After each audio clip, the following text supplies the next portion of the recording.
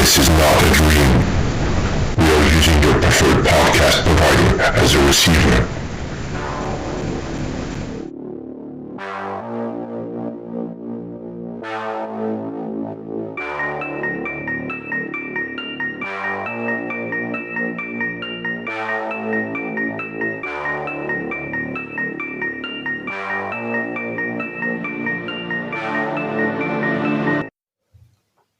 Hello and welcome to this historic first episode of Live Historic from Manchester Morgue, and we are literally recording this live and in Manchester. in a morgue, In a morgue, just surrounded by the dead. So yeah, I'm Gary, and with me is Ken. Hello, Ken. Hello. Sorry, it's weird when you say Gary. You can call me Gaz. I know your social media says Gaz or Gary both are fine. Well, they are. It's like a they-them preference, I guess. Yeah. But Gary or Gaz is fine. So yeah, this is the first episode of our brand spanking new show. Oh yeah, away from the shackles of Yes, the other platform. We did have another show, which you're welcome to check out, called Killer Tunes, which was fun. However, for various reasons, we've come back to do a slightly different format. So yeah, welcome to episode 1. As a sort of a loose theme that we're going to try and continue over the course of the show, we'll be picking a couple of films that we want to talk about with you, and essentially there'll be 2 films that we think make good companion pieces. So if you wanted to have like a movie night with your friends, like a double bill, then this is our recommendation to you, or one of them. So tune in for more of those. And if you haven't got any friends, you can just watch it by yourself, I suppose. Yeah. But we'll be your friends. I do that. I don't. We'll be your friends if you want. It's all right. So we'll get straight into it, I guess. We've gone with, as we're a British show, a very British show, we decided to start with 2 very British films. The first being a particular favourite of both of ours, I think, and the starter of a franchise which has spawned many imitations and many bad sequels. I mean, yeah, imitations, mostly just the sequels. Well, yeah, they're fair. They're in themselves pale imitations of this first one. So yeah, our first movie we want to cover is Clive Barker's Hellraiser from 1987. 87. Yeah, I remembered. Yeah. Interestingly enough, you're talking about the Britishness. One of the factoids I've got about this is that most of the voices are redubbed. So particularly the actor that plays Frank, Uncle Frank, literally to appeal to an American audience. So like that guy is British. So, is he? Yeah. So he was redubbed. I think there's a couple of others that were redubbed. Obviously, the actor that plays Kirsty. Ashley Lawrence. Yeah, Claire Higgins, Julia. She's kind of doing her accent, and Andrew Robinson, who plays Larry the dad, and then later Frank. And Doug Bradley's British, obviously. Obviously, Doug Bradley. Yeah. I mean, I don't think he talks like that. Yeah, but try to get like more Western. No, not Western. We're in the West. Are we in the West? Yeah, yeah. How do you define that? Has anyone actually bothered to learn how to define that, or just say the West? The way I say it is, you're always west of somewhere, aren't you? Yeah. So you're all, technically anywhere is the West. Yeah, my head's west. So actually,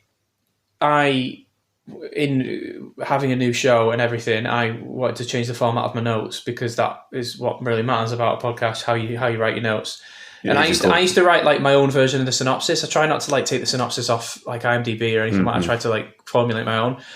And Hellraiser is the reason why I think I've decided to stop doing that, because I really sat down and I thought, what is Hellraiser about? How could you explain it in a sentence? Because it's not really about the puzzle box at all. It's not even about the Cenobites really, because they're in it for like 10 seconds. Yeah, they're not even a massive presence, are they? It's about, I don't know, Uncle Frank, moving to the family house, moving to an old family house, and it's like a stepmother and father, and then they awaken, or they pull another family member through from a hell dimension, and he gets chased by a bunch of like S&M demons. Yeah, how are you really supposed to explain what Hellraiser is about? No, I know it's not quite as neatly packaged as you want it to be, I guess. But yeah, he's absolute shagger, isn't he?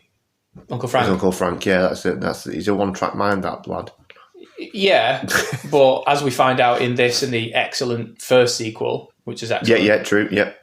Julia is far more evil. Oh, of course, yeah. Well, I think there was a big thing at the time, was that the intention was always for her to be the big bad, wasn't it? She was supposed to be the franchise iconic villain, but then Pinhead and the Cenobites, in spite of their very comparatively short screen time, everybody went, yeah, they're the bad guys, and then that's why. Yeah, really interesting. So one of the things that I picked up on, of my latest rewatch, I had the Clive Barker commentary on. One of the new, he's done several commentaries, but I had one of the newer ones on. I've never watched that. I need to do that. He's pretty good. He's a good guy to listen to, talk about his films and the ideas behind them. And he said, he touched upon, he mentioned something that I hadn't really kind of ever explicitly heard, that Hellraiser was meant to be the beginning of something bigger. So Hellraiser was meant to be an establishing for the Cenobites and wherever they're from, the other plane of existence that they're from. Yeah. So when Hellbound built it out in the sequel, it feels like that those two films, even though Hellraiser's the more kind of well-regarded film, the sequel, I think it goes hand in hand with its sequel. It's sure. based on Clive Barker's novella, The Hellbound Heart. So Hellraiser 2, Hellbound. But yeah, the Cenobites, they're in about 3 minutes of screen time in a 90-minute film. It's an absurd amount of time considering how iconic and associated with, even before it was a franchise, how associated with that film they became. Yeah, to the cost of Julia Cotton being the supposedly main antagonist. Yeah, and I mean, it was Hellraiser was, for anyone who saw it like in the time before the internet, before you can like watch a YouTube video that explains the entire plot of something. Yeah. Hellraiser, you see the poster, you saw the front of the VHS, and you were like, "Oh, this is a Pinhead guy. He's this guy with the nails." Yeah, he's the guy in the film, and he didn't really become the full-time antagonist until 3. When they turn him into Freddy Krueger. Yeah, that's true. That's when it all goes downhill.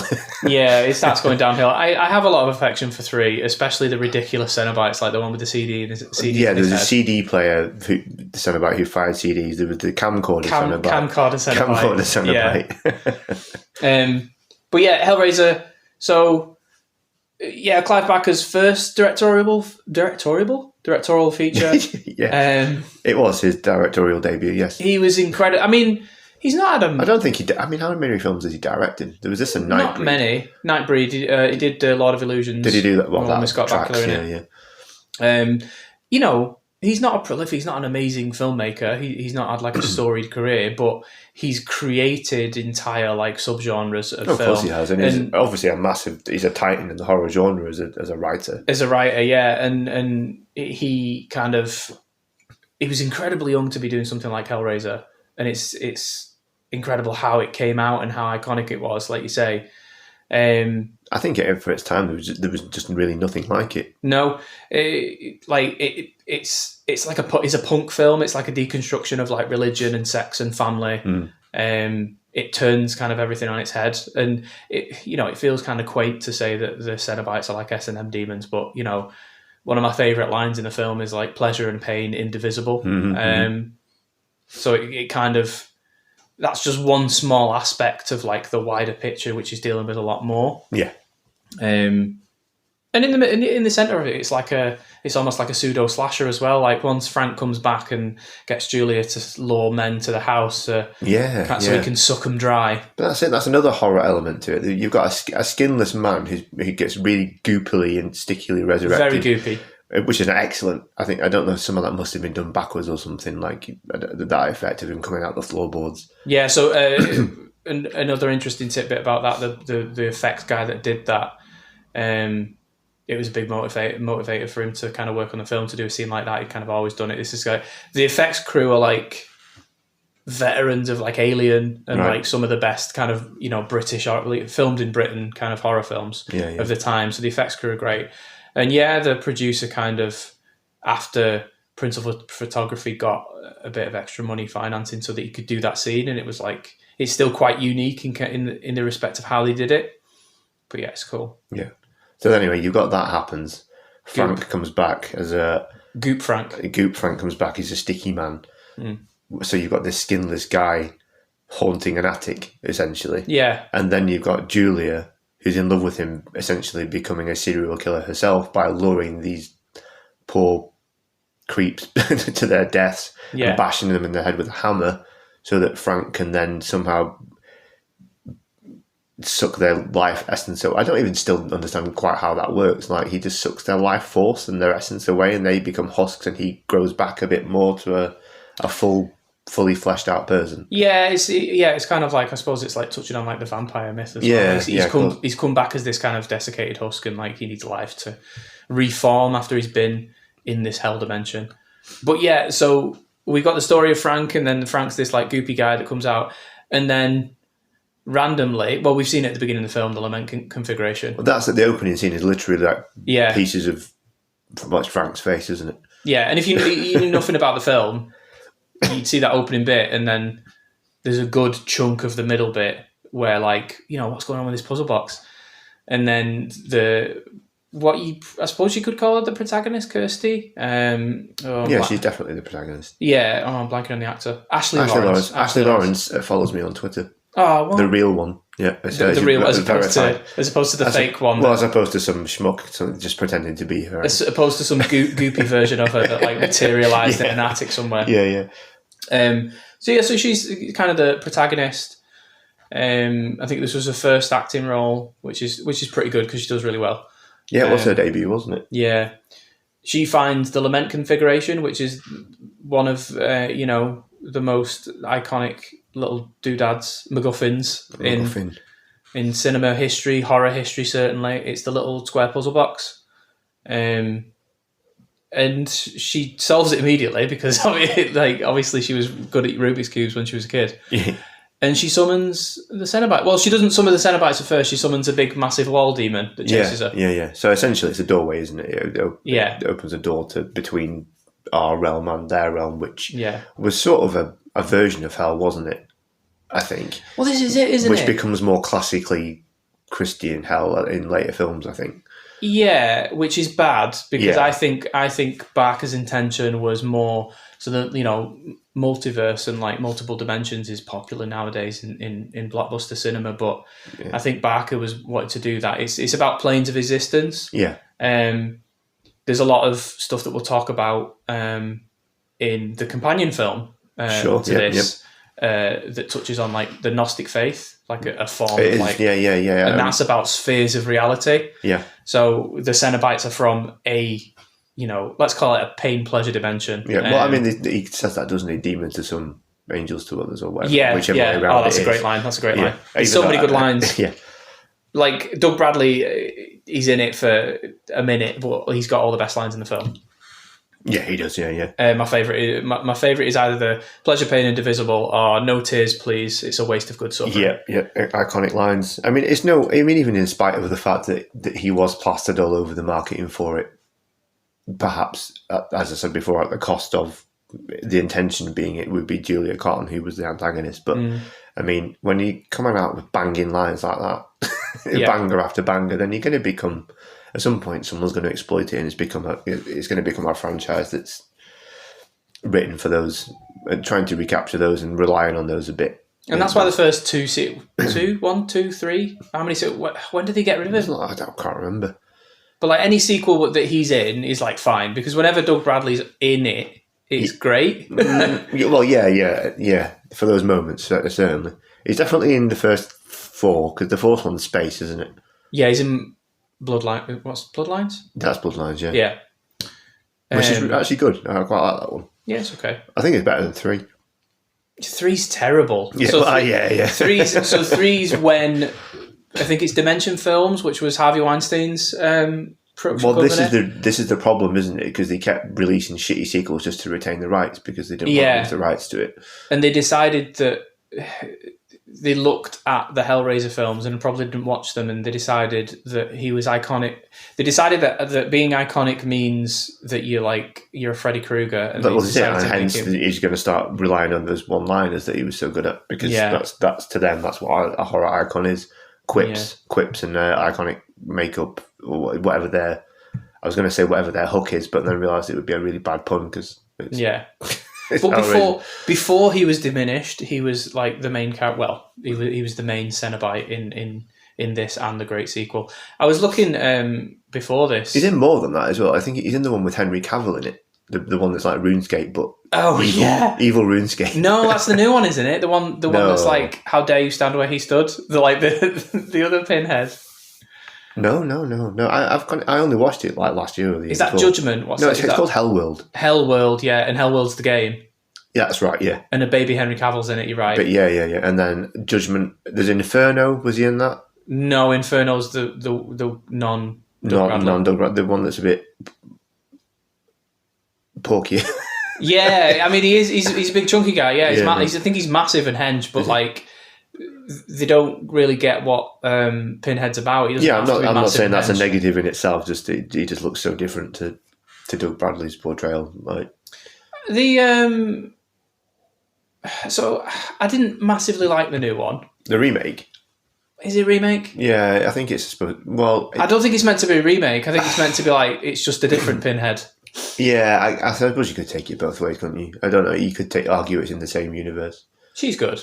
Yeah, she was great. There was a lot to like about it. I didn't like it particularly. I thought it was overlong and confused and a bit. The worst thing you can do with a film like Hellraiser for me is be boring. And I thought they did some really cool stuff with the lore about the box and how it changes its configuration. And one of them is the lament configuration. That made sense. So that was a cool thing. I liked the Cenobites and how they looked, how their flesh was kind of been cut away and stripped away. Yeah, to the point that design's really good. Because then it looked like their skin was just a costume they were wearing. Yeah. That was really cool. And I can't remember the actress who played Pinhead now. No, I can't remember her name. She was in the Great Wachowski's TV show, Sense8. I can't remember. But she was great.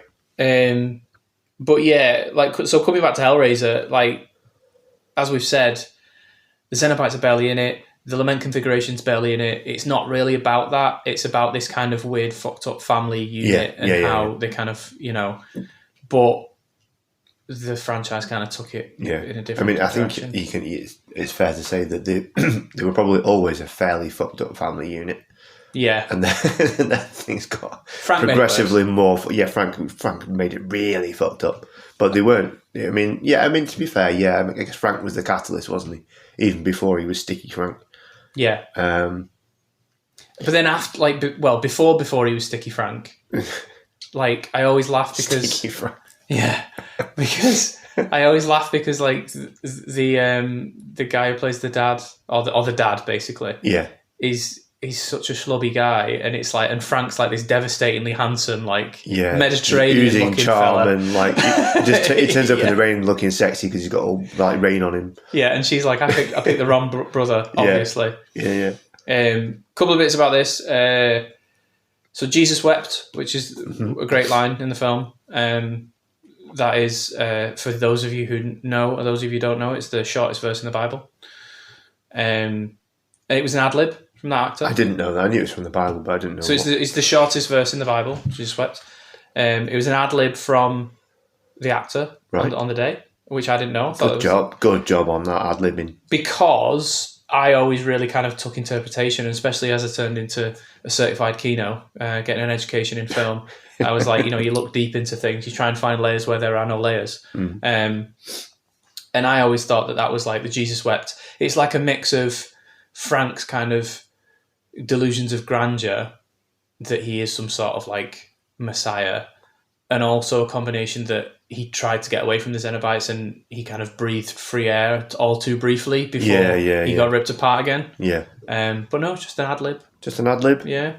Well, it's good that, like any art, I suppose, once it's out there, it belongs to the audience, so you can take whatever interpretation you want from it, eh? Yeah. And before we finished talking about Hellraiser. I don't know if you want to say anything else. But I just wanted to say that, and I'm sure you will agree, because I think we might have discussed it before. I always agree. The worst bit in that film is nothing. You're about to talk about the exact same thing that I'm going to talk about. I knew it would be. All right. In fact, you by all means, you continue with it then. So I think the first time I watched Hellraiser, and I think I mentioned it if you listen to the old episodes on the old pod, when I was young, there was a magazine, Empire magazine, film magazine.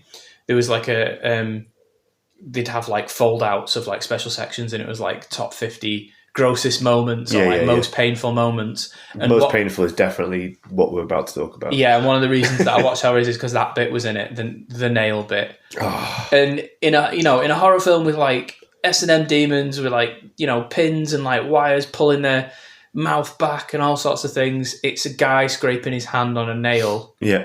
That always accidentally while moving some furniture. Yeah.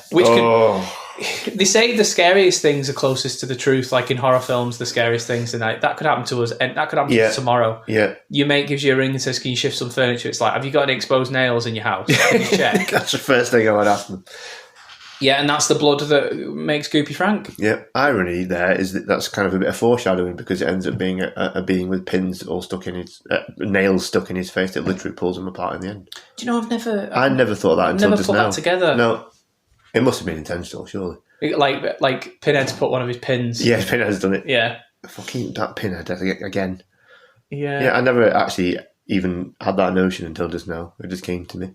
That's funny. Speaking of painful things, when I was rewatching the next film we're going to talk about yesterday, there's that bit, like just the third act, where someone gets him. Spoilers if you haven't seen.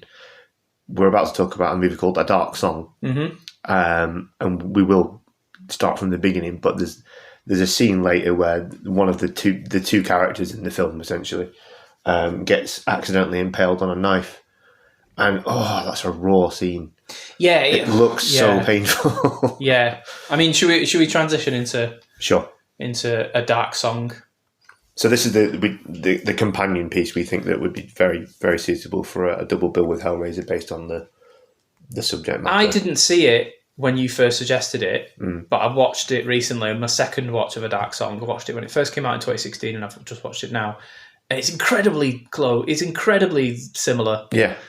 I mean, it's not just the setting, it's set in like a... No, I mean, to be fair, when I suggested it, I was thinking thematically it's not so much the magic stuff, but I mean, the summoning, it's in an enclosed location, there are very few characters in it, it's British, it's quite bleak. I think it has that kind of...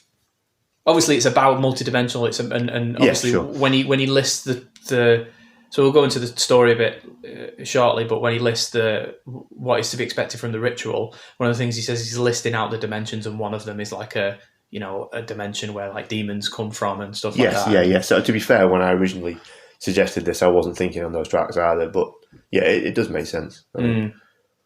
So yeah, this is a really interesting film from a director called Liam Gavin. Came out in 2016. Stars Steve Aran, who has a somewhat resemblance to one of our co-hosts. Don't know what you're talking about.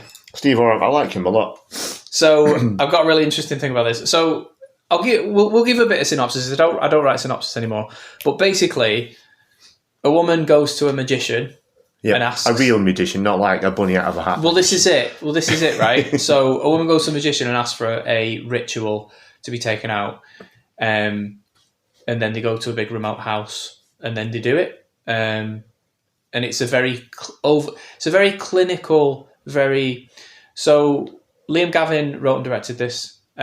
When he was coming up with the script, he wanted to depict a world where the magics, like practicing the magics, was like commonplace. Yeah. And we get a bit of that scattered about. So when they meet right at the beginning, he asks, like, who else have you asked? Yeah, as if name some names of fellow occultists. Or if there's like a fucking yellow pages for these things.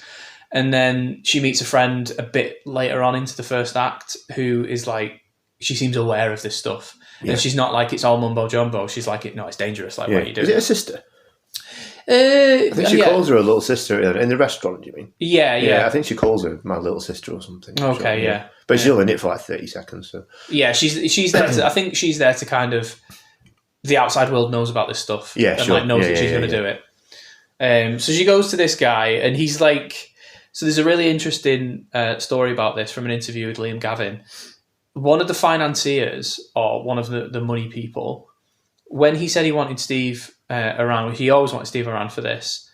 One of the financiers was like, "Oh, we want like an edgy kind of, warrior of the wasteland type magician," and he's like, "No, that's the opposite. That's not the point at all." So what you get is you get a grumpy northern bearded bloke who spends most of the film being a creep, shouting, swearing at her, smoking and drinking, he's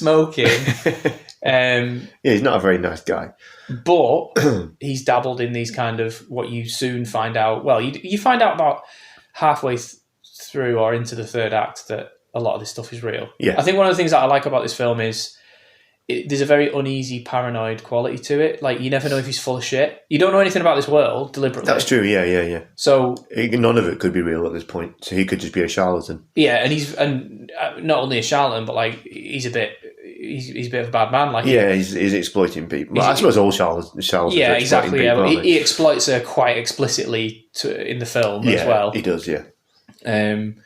But he's mostly just angry at her and makes her cook. Yeah, so it's very like it's a very depiction. When I think of like dark magic, I think of like not so much charlatans. I don't know. I'll probably get a spell pot on me saying this, but like your Alistair Crowleys of the world. But well, that was the kind of thing he was into, wasn't it? Because the book that they used Yes, the Book of Abramelin. Yes, Book of Abramelin, which is kind of like a real like book. Yeah, which is kind of like the lament configuration of this film because it's the central. Yeah, it's the catalyst for summoning or for opening the doors to other realms. Yeah. Although as well, this is the thing. I mean, essentially, she seeks this guy out because she wants to use the power of this book to open dimensions to speak to her guardian angel because she wants to ask it of a favour of it. Yeah. Essentially, which ultimately is that she wants to take revenge on the murderers of her dead son. Who was murdered in a ritual. In a black magic ritual by people who kidnapped him out of nursery, kindergarten or whatever it was and murdered him. Another indication that this is like a commonplace thing in the world. Yeah, exactly. Magic is sure. Yeah. Some people are doing that shit, nicking kids off the streets to do it. Yeah. But then another parallel I just realised with Hellraiser, obviously, it's desire that opens the box. Yeah. Desire for something, and this is what is desire for something. Her desire is what leads her to seek this guy out and open this book, essentially. It's also very important what she desires as well, because I think about halfway through, where they've been through quite a lot of the ritual, he finds out that she's been lying and she wants it for that's what revenge. She wants, because she's misled him to believe that she wants the power to speak to her son. And he goes absolutely fucking mad because, obviously, his subject, he says, you're the focus, you're doing it for me. So your desires are what's driving this. So if you... Yeah. So it throws a bit of a spanner in the works to find out that her intentions were not what she led him to believe they were all along. Yeah. But yeah, it's a really quiet film. It's almost like a British kitchen sink drama. It's very... There's not a lot of music. The music is quite good when it swells. I was thinking... That's in my notes, actually. It's very odd sounding, lots of woodwind instruments. It reminded me of The Witch when I was watching it the other day. I wonder... Oh, when did The Witch came out? God, The Witch is old now, isn't it? This was... It was 2016, a dark song. 2016, so it's nearly 10 years old. Yeah. At the time of recording. I wonder... I assume... I mean, it definitely informs the style, but... The Witch was 2018, wasn't it? Yeah. I don't know. Time has no meaning. It's been 5 years since COVID. 5 years. It was Ray Harrison, anyway, who did the score. I wanted to make sure we named him because I was so impressed with the score when I rewatched it yesterday. Yeah, the score, I think, it is the way, isn't it, when films that use music sparingly, that when the score does come in, if it's good, it can really kind of heighten it. Yeah. And there's a lot of talking and shouting in rooms in silence. So when there is a swell of music, it's quite effective. Yeah, that's true. Yeah. So they end up basically doing this ritual that takes weeks and weeks and weeks to do, which involves periods of fasting, of being doused in cold water to the point of almost freezing, no sleep, very tortuous, very drawn out. I can't imagine if magic were a real thing, that how many people would really bother with it, because if it's anything like this, it'd be such a massive pain in the arse. Well, no one will get anything done. Yeah, I think. I didn't really think about that, but that's a really good point. It's probably like why it is commonplace in the world, but like no one really does it. Yeah, it's probably why no one can be asked. It's probably why people nick kids, because you can just like make them do it. Well, that's it. Yeah, I guess. Yeah, if you're going to just murder someone for it, then maybe that's just a vastly faster way of opening these doors. Rather than all this annoying shit. I like the insinuation of like the power of it, the grandeur of it. So, you can't emphasize enough that Steve Oram is like a miserable northern bloke. And so, but he's saying these like grandeur things. Like there's one of my favourite lines is when she's like, "Have you done black magic?" And he says, "There's no point in going to the fairground if you ain't going to go on any rides." Yeah. And then later on he says like, "I've done in the most matter of fact northern ways. Like I've seen gods, I've seen demons." It's that struck me. Like if a occultist, if this sort of thing was real and occultists were real people, there would absolutely be guys just like this who talk just like this guy. Yeah, he's just like a normal bloke who just happens to have been involved in some fantastic things. Yeah, which makes it hilarious that one of the producers did actually want like the more like grand, like I don't know what springs to mind, Nicolas Cage in The Sorcerer's Apprentice. For fuck's sake, yeah. But like something like that. But yeah, they'd just be normal blokes. They'd be jobbers. They'd be 9-to-5ers. Yeah, you're right. They'd be like working from paycheck to paycheck. Someone wants a spell done. This guy reminded me of, because he was very clear right from the off, wasn't he, that it wasn't about the money at all. He liked knowing. There was, I think there's a little bit where she says to him, "Does any of it scare you?" And he says, "Yeah, it all scares me." Yeah, but he has to know anyway. And also, he's a man after our own hearts, because later on he admits that like he's getting something out of it, and she's like, "What do you ask for?" It's just invisibility. Yeah, just so I can live my life in peace, so no one can see me. I want a bit of quiet before the howl. Yeah. Good line. It's a great line. He reminded me of like a less likable John Constantine. Yeah. But not the film, not Keanu Reeves. The actual John Constantine. And not even the TV show one, because that was Bobby's, but the one that... he's all right. I like the show. He's all right. He's not a Scouser. No, that's it then, isn't it? That annoyed me. But I don't hate him. I was very excited for it, being a big fan of the comics, and he kind of wasn't really like that either. It's very Constantine-esque now that you're saying that. It's very constant. So he's obviously very haunted. He obviously knows what he's doing. He's a bit of a cunt. Yeah, I'm thinking I reread. So I got Constantine recently on. They've just done a new restoration, and I watched Constantine Keanu, and then I reread Garth Ennis's Dangerous Habits. And a couple of others that I had, like Andy Diggle's got a really good run on Constantine, I do. He's a cunt, and Dangerous Habits is really good because it's the one where he gets cancer, and he cures himself of lung cancer by killing himself and then playing a bunch of demons off each other, because he pledges their soul to each one of them. Because each one wants to be the ruler of hell. Is that right? If I remember that. Yeah. So they have an argument, and he's like. Yeah, they can't claim it. They can't claim it. It'll fuck everything over. Yeah. So he's like, you'll eventually die and come to us. Like, but when that day comes, you're still gonna have to fight. So I'm fine. Yeah. And then that's the one, because this is in the film as well, where in order to make him live till that day, they regrow his lungs from lung cancer. They cure him of the cancer. Yeah, I remember him saying there's a little footnote in the book where he says that out of all of it, the most painful thing was that. His lungs growing back. They destroy and reknit his lungs together while he's alive. Yeah, and that's what happened to Keanu's Constantine, isn't it? Yeah, but that's a good shout. Steve Oram in this is very Constantine-esque. But when he explained the ritual at the beginning, like one of the things I mentioned before, he goes through. So he doesn't just say Gnosticism. He says like a lot of different religions and ideologies. But one of the things he says Gnosticism, which I suppose to a small extent is about like different planes of existence, the material plane and the physical plane and whatnot. Yeah. And I think later on in the film, I think she fucks it up, doesn't she? Because she leaves. Because at one point he says, like, don't leave. You cannot leave. And she leaves. I think this is after so basically he ends up having a mortal wound, which is a very painful looking knife. Which he thinks is kind of the point. Yeah, well, he says, well, that was the price that he has to pay for hurting her, because previously he's sort of...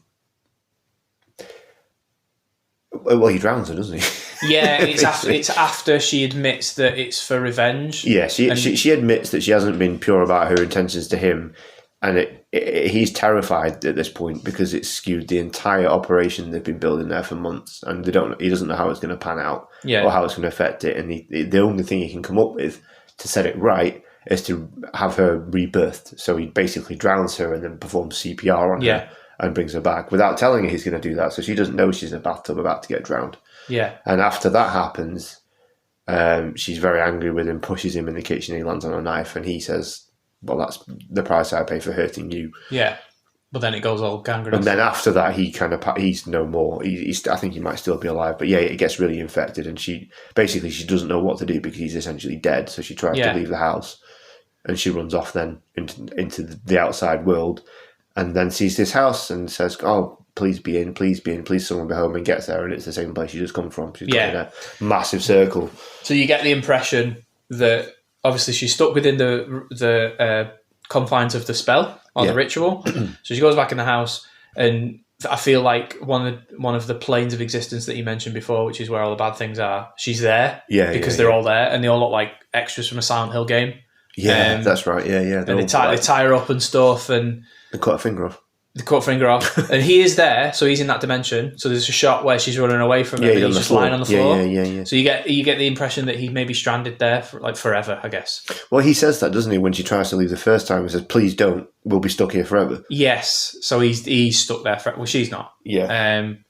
Because she eventually finds her guardian angel, and it's a big, massive dude.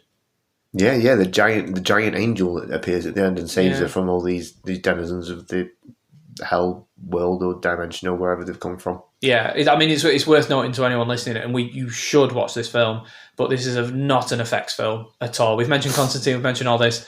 This is like two people in a house, one of them like shouting and swearing. And what effects are in it are impressive, but they're just used very sparingly. But yeah, then right at the end, specifically right at the end, she sees a guardian angel, and it's just a giant dude.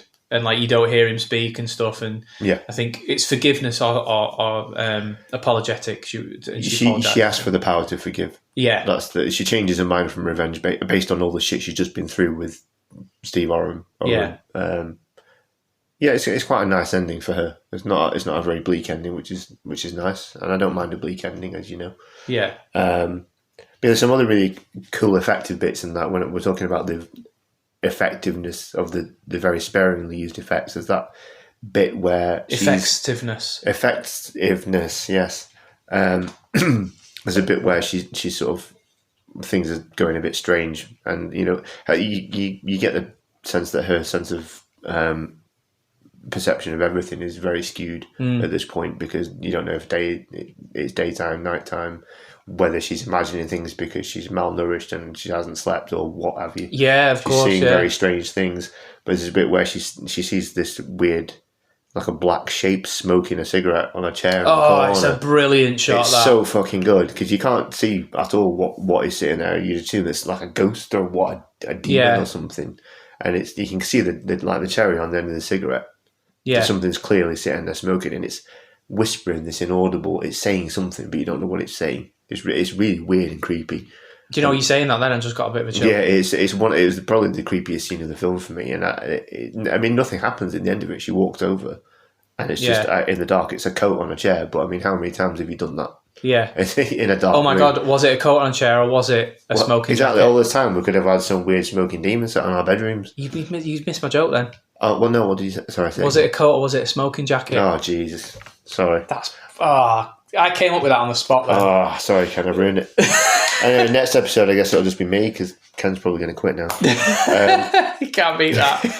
There's another creepy bit later, actually, but where there's several parts in the film she's talking to a kid. Oh, but it's not a kid. Yeah. And then she's trying to get to sleep. This is after Steve Oram's like out of the picture, and she talks to the kid, and then I think she says like, "You can't do that, can you?" And he's like, "No." because I'm just some like bad thing pretending to be your son. I've actually written it down. I've written down the verbatim quote because I was so impressed with it. She says, that's what she says. She's trying to explain to this disembodied voice behind the door that sounds like her kid what she's going to do, well, why she's doing all this. She's, I'm going to get your killers. Yeah. I'm going to get them. And he says, they're not my killers. I'm just some cunt using your son's voice to make you afraid. I thought he did a swear. Yeah. I wasn't sure I've heard it because it's so softly spoken because it's like a kid. And so I actually rewound it and turned the telly up and he definitely says cunt. That's great. Yeah. Rewound it and turned the telly up to really get the cunt. Yeah, to really get the effects of that cunt. Yeah. And on that note, is there anything else you want to say about these films, Ken? No, that was a good pair. I like a nice pair. And I wasn't expecting to like God, cunts and pair like in a good pair. Sorry, I wasn't expecting to like them as a pair. So good shout on that. Cool, thanks. Well, stay tuned for further episodes and further recommendations and what we think make a good double bill of horror films. And that's it for this episode. Thanks for tuning in. We'll be back in a couple of weeks with episode 2. Say goodbye, Ken. Goodbye, Ken. Good night. Live from Manchester Morgue is brought to you on the 2nd and 15th of each month by Gary Hames and Ken Talbot on Spotify, Apple, Amazon and all major podcast platforms. Follow us on Blue Sky at killertunes.bsky.social and at kendomustdie.bsky.social or email us at killertunes976@gmail.com.